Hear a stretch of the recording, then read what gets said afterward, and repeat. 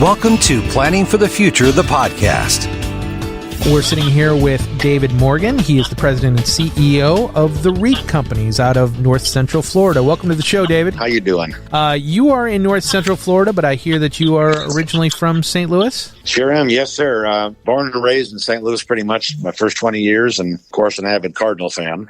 And you probably get a chance to see them during spring training, too, don't you?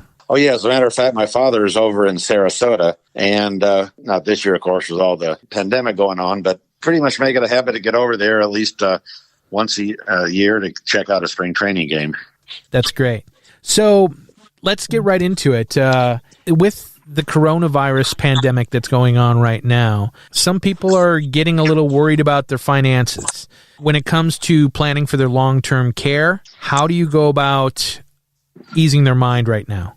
Great question, and that's one of the neat things that sets our firm apart, candidly. I've always maintained over the years, when the ocean rises, all boats rise.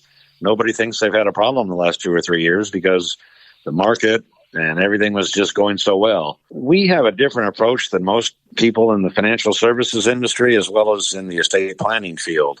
And the two are very integral with each other. On the financial side, we employ very much what I call a defensive or stop-loss policy. So to kind of use an easy metaphor for folks to think about, when you have a flat tire and you're changing the flat tire on your car, you typically put the wrench on, you go up 10, 15 degrees, then you bring the wrench down and it locks in. Metaphorically and symbolically, that's the approach we take to wealth and financial management, which is to mean we believe in a very globally diversified portfolio, a lot of non-correlated asset classes. So if any one asset class, for example, large cap stocks, the Dow Jones Industrial, the S&P 500 are considered large asset classes, then if that one asset class starts to exhibit a lot of volatility or a downward trend, we convert that to cash. So in a very perverse way, I certainly don't wish ill will or bad things on anybody. But the neat part of our story is when folks are down 25, 30, 35%, we just statistically and historically do not have those kind of major drawdowns. I've got to be careful because of all the licensing and regulations, but I can say pretty equivocally that we don't have a lot of volatility and a lot of the huge drawdowns. The opposite side of that coin also is to make sure one's legal documents are in place. And that's certainly a function with financial power of attorneys, medical power of attorneys, all the medical directives. So the two are very inextricably woven. And again, we're actually busier now than we are when times are doing real well.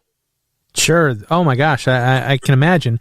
Everybody's a little bit scared right now, and if you're there to, kind of calm their nerves and let them know that they've done the right thing in the first place with their long-term care planning, and they've already bought that peace of mind, right? Absolutely, and that's what's paramount. Most people, if they already have some sort of long-term care plan in place, this is often a good time for a review of that because laws change, circumstances change, people's immunity system, for example, might even change. So even if you have something in place, it often makes sense to have that reviewed. And of course, if you don't have anything in place, which unfortunately many folks do not, this is an absolutely critical time to have that kind of thing looked at, because when we have an issue or potential problem, it's the old adage, if you don't take care of it, it doesn't typically go away. So it's a perfect time to kind of start thinking about what plans do you have in place to protect your assets both now and into the future. That really is a great point. And, again, that peace of mind certainly does help people sleep at least a little bit better, especially with everything that's going on right now. Why have one more thing hanging over your head? So if you were talking to someone who has not done any of their long-term care planning or anything like that right now, how do you go about getting them started? That's a great question. And I think the best way to frame the answer to that question is to address what I hear are probably the two most commonly asked questions for anybody, especially pre-retirees and retirees. And number one question is often, how can I make sure that I never run out of money? Well, there are some models and algorithms and illustrations we can address that. But directly correlated to that second question is, what about my poor or failing health into the future?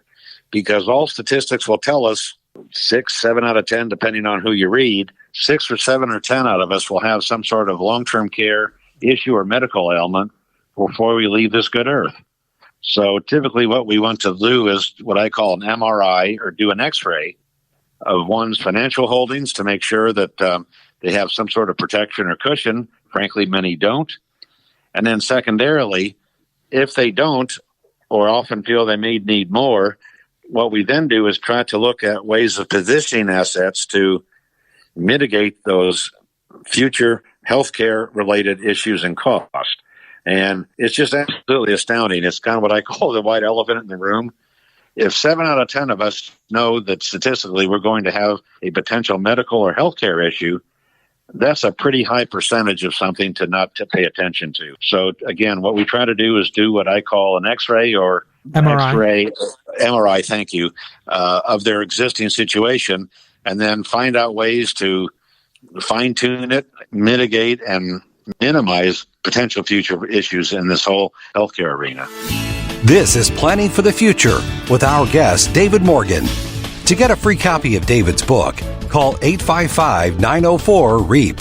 That's 855-904-REAP. No two cases are the same. Nobody is the same. Everybody is a unique situation. That's what makes your job, a little more fun and yet challenging at the same time, right? Oh, absolutely. In fact, there's a whole lot that goes into this, too. You can have two 60-year-old individuals, one male, one female. They have different life expectancies. They obviously come from a different gene pool. So there's a whole host of variables and factors that all have to be taken into account. So joy and calling of my field and what I'm doing is that we want to find solutions that are customized because everyone has a different medical and personal and family history. So the neat part of my work is to try to find solutions that are tailored and customized to each individual. And then when putting it into the long-term care planning, you have to think that you're buying that. Again, we keep saying peace of mind, but you can't plan for a heart attack. You can't plan for a stroke. You can't plan for Alzheimer's. Well, absolutely. And that's what's interesting is they've done a number of studies, and the bulk of retirees, illnesses and medical ailments are typically unexpected. My mother, candidly, passed away with Alzheimer's and dementia. So one of the challenges that people think is the old adage, that's for other people. That's never going to happen to me. But we know, again, statistically, 7 out of 10 times we're going to have a medical issue. So I'll share a quick little narrative with you. One of my dear clients up in Atlanta before I moved down to Florida worked for one of the major airlines. And he had a great point. He said, if you got on an airplane and sat in the seat and the pilot got on the air or the intercom and said, folks, we just looked at the weather pattern and our instrumentation panels, and it says there's a 7-time chance out of 10, 70% chance that we will not be able to land this airplane safely. How many people do you think would stay on the airplane? That's a pretty telling, sort of anecdote to put it that way. You know what I mean? Well, absolutely. And to kind of follow up on that situation, one of my friends in the industry, kind of unrelated, but sort of in the industry, sells property and casualty insurance. And he says, the average American has about a 1 in 1,000 chance of having a fire in their home sometime in a year. Yet all the companies, mortgage companies and most HOAs and home-related places require some sort of homeowner's insurance for only 1 in 1,000 chance of something happening. And it's kind of like auto insurance. I think I read the average chance of an auto crash or wreck is about 1 in 100. But yet we all have to have auto insurance. So I just frame it. If we have a 1 in 100 or a 1 in 1,000 chance of something happening and we protect it, does it not also make sense to protect something that has a 7 in 10 chance of happening? Oh, absolutely. And it was nice that you brought up the auto insurance. That's what people typically think of. Long-term care planning is more of an auto insurance. They think of it as the use it or lose it type scenario, where it's changed now. It's completely different than what it used to be. Now, even if you don't use that long-term care planning, you can still use it for something. or it will go to your children. It's not like, oh, well, that you paid for that car insurance, but you didn't get in an accident for 15 years, but thank you for all that money you gave us. Absolutely. You bring up a wonderful point. I was at a workshop outside the Kansas City area, good old another Missouri stomping ground. And one of the instructors had a wonderful line. He said, insurance is to protect against loss. The new long-term care policies espouse and believe is protection. Protection has a different framework than insurance. And protection simply means I want to protect me and my family. And hopefully I'll never need or use it. And if I do not use or need it, there's still something I can pass on to my spouse and or my children. So I love that analogy because insurance always implies some sort of a catastrophe or loss. And you said it right. It's not just that. It's saying I'd like to have something, some equity, some value in what I have. So if I never use it or need it, there's something to pass on to the next generation. That brings me to a point, too. Since things have changed and times have changed, do you see more people involving their children when they're doing their planning? I mean, obviously, people in the past have always been more private. Like, I didn't know what my parents' finances were like, but I know that when it comes to my kids, they have an idea. They don't know exactly, but they know, and we want to involve them in case something happens because, they should know. They should be able to, be part of that. Great question. In fact, that's kind of the neat and fun part of my work is because we do a lot of the estate planning. A lot of people want to know that when they're protecting assets, both for themselves and their spouse, that there's some sort of legacy or some safeguards in place for the children. So I'd say probably more than half the time, the bulk of my clientele do like to involve the children. Now, that doesn't mean they have to tell them everything, but certainly, if nothing else, it makes sense for families to advise the children or the offspring, where the documents are located, how to access them. And absolutely, I think I heard a great line.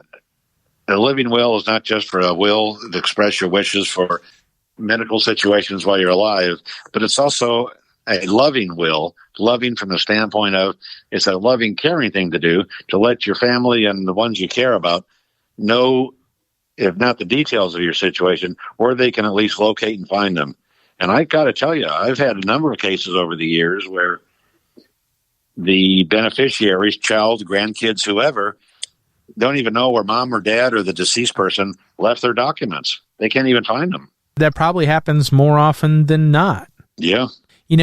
The other scenario that you see a lot is times have really changed. When it comes to that planning, the kids have more money than the parents did.